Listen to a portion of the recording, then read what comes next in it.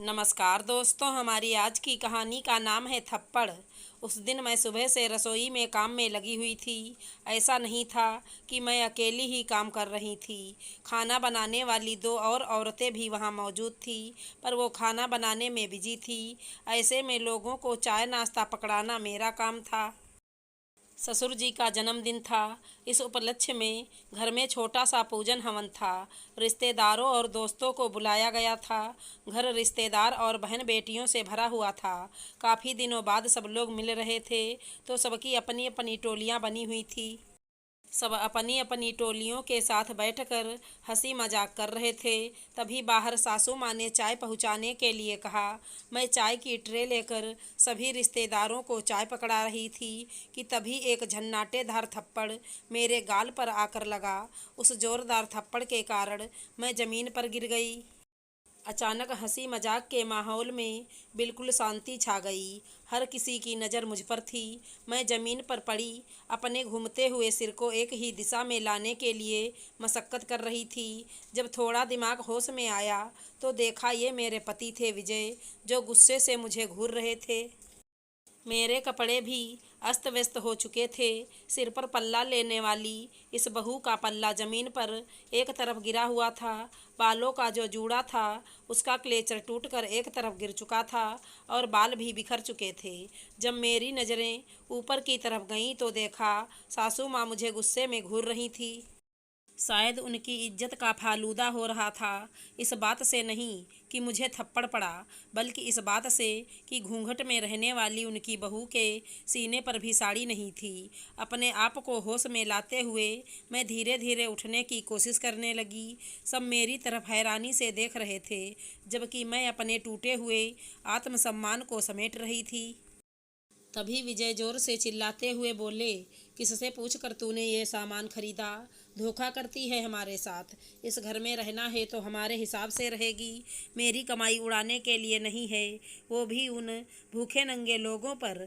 बहू है, बहू बनकर रह। औकात से बाहर निकली तो औकात दिखानी मुझे आती है। मैंने गौर से देखा तो मेरे पति के हाथ में एक छोटा सा पार्सल था। तभी याद आया कि अभी 2 दिन पहले मैंने अपनी बहन के लिए ईयरिंग्स ऑनलाइन बुक किए हैं, वो भी मात्र 150 रुपये के, क्योंकि आज उसका भी जन्मदिन था। तो सोचा था कि वो आएगी तो उसे गिफ्ट दूंगी, पर इन लोगों ने तो उन्हें भी नहीं बुलाया। आखिर बहू के मायके वाले जो ठहरे। मेरा मायका निम्न मध्यम वर्गीय परिवार है, जबकि मेरा ससुराल उच्च मध्यम वर्गीय परिवार में आता है। बस इसी चीज़ का गुमान है इन लोगों को। ये अलग बात है कि मेरी सुंदरता पर मोहित होकर खुद ये लोग रिश्ता लेकर हमारे घर आए थे। तब तो बहू को बेटी बनाने की बात की जा रही थी। मेरे पापा ने तो मना भी कर दिया था कि हमारी हैसियत नहीं आपके परिवार में हमारी बेटी ब्याहने की। लेकिन तब बड़े ऊंचे वादे किए थे इन लोगों ने। लेकिन अब ख्वाहिश पूरी हो गई तो वो मोह भी छूट गया। अब मेरे परिवार के लोग इन्हें भूखे नंगे नजर आते हैं और मैं घर की नौकरानी। दरअसल विजय एक जिद्दी और गुस्सैल इंसान था। इसी कारण से शादी नहीं हो रही थी। इसलिए एक गरीब घर की लड़की को ये लोग अपने घर में बहू बनाकर ले आए। पर शादी के बाद से आज तक मेरे मायके वालों को इन लोगों ने कभी किसी प्रोग्राम में नहीं बुलाया। तभी मेरी सासू माँ अपने बेटे की हरकत सही बताते हुए बोली, अब पति बेचारा क्या करे जब पत्नी ही उसकी भावनाओं को ना समझे तो। अरे जब उसे पसंद नहीं है तो क्यों खरीदती है ऑनलाइन? पैसे कोई पेड़ पर थोड़ी ना उगते हैं। ऊपर से जब रहना इसी घर में है तो क्यों याद करती अपने मायके वालों को। फिर मेरी तरफ बढ़ते हुए सासू माँ ने मेरा हाथ पकड़ा और मुझे अंदर कमरे में ले जाते हुए कहा, चल बहू अंदर चल, जाकर पहले कपड़े सही कर, बहुत काम पड़ा है। मन नफरत से भर उठा। यहाँ मेरे स्वाभिमान के टुकड़े टुकड़े हो गए और इस औरत को काम की पड़ी है, फिर भी कमी मुझ में ही निकाल रही है। अपने नालायक बेटे को कुछ नहीं कह रही। इतने सारे रिश्तेदार मौजूद हैं यहाँ, एक के मुंह से भी बोल नहीं फूट रहा।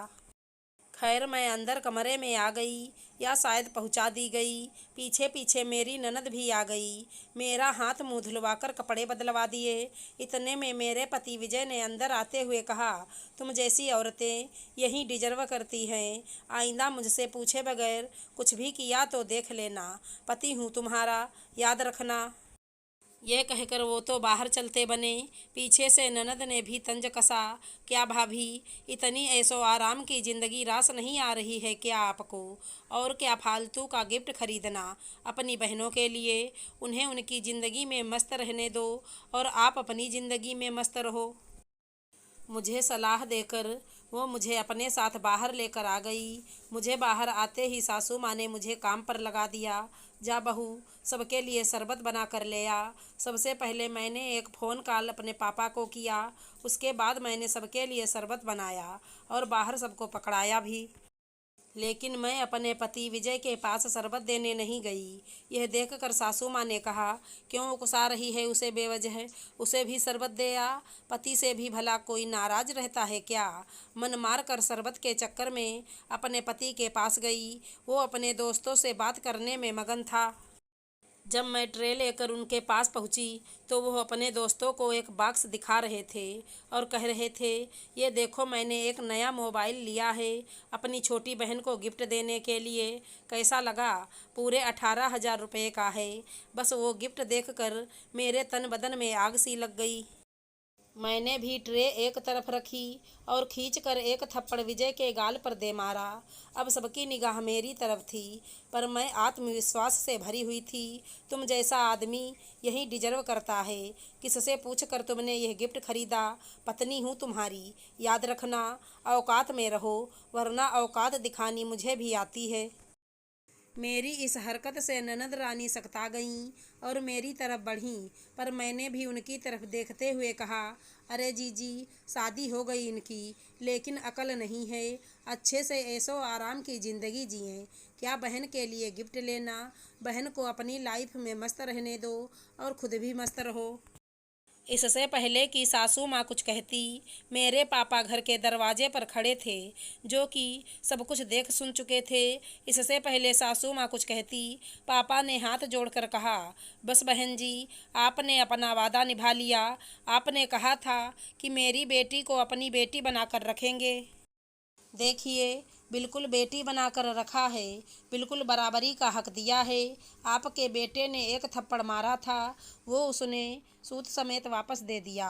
अब हम हमारी बेटी ले जाने आए हैं, हमें माफ़ करो। अपनी इज्जत का फालूदा होते देखकर ससुर जी ने कहा, अरे समधी जी, ये छोटी मोटी बातें तो परिवार में चलती रहती हैं। आप आइए अंदर तो बैठिए। माफ़ करना समधी जी, यह सब आपके परिवार में चलता होगा, हमारे यहाँ नहीं। बेटी मार खाने के लिए नहीं भेजी हमने। गरीब जरूर हैं हम, पर हमने अपनी बेटी बेची नहीं है। कहते हुए पापा ने मुझे चलने का इशारा किया। मैं अंदर कमरे में गई और अपना सामान लेकर अपने आत्मविश्वास के साथ उस घर से रवाना हो गई। कुछ दिनों बाद हमारा तलाक हो गया और आज मैं स्वतंत्र हूँ, अपनी आगे की पढ़ाई पूरी कर रही हूँ। आशा करती हूँ हमारी कहानी अच्छी लगी होगी। धन्यवाद दोस्तों।